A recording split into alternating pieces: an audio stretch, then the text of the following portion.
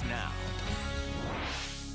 Advocates say it's been a long time coming. A suicide prevention line coming to Idaho, the last state in the nation to make the resource available. Jennifer Ah is live in studio with tonight's big story.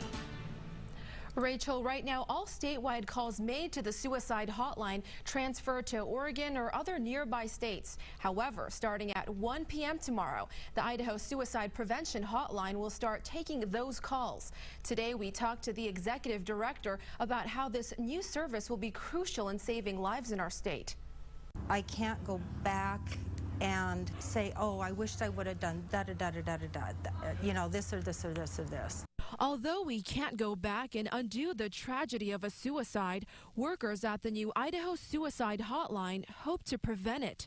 Here's a first look inside our state's new hotline center. Our phone workers will be at these desks, and National Suicide Prevention Lifeline, which is where our calls to Idaho go to that Lifeline network now. At 1 o'clock, they're going to transfer them here. Just last month, around 400 Idahoans made calls to the National Suicide Prevention Lifeline. You know, they are a way for people to reach out that may not have other supports. We really want to help people before they get to that point where they are seriously at risk for suicide. Now, volunteers from Idaho hope to better relate to those struggling in our state. Our phone workers, they're from Idaho. They understand the problems, you know, particular to Idahoans, that we have a rural population here. There's some sense of isolation. One of the biggest supporters of the hotline, the mother of Olympic gold medalist Jarrett Speedy Peterson, who lost her son just 1.5 years after he reached the peak of his career. He was really all alone.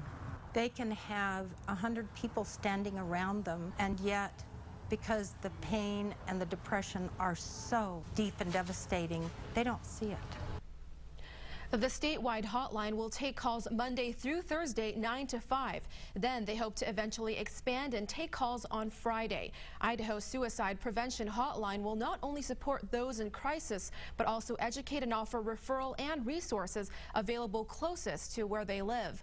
Live in the studio, I'm Jennifer Ah, Fox 9 on your side.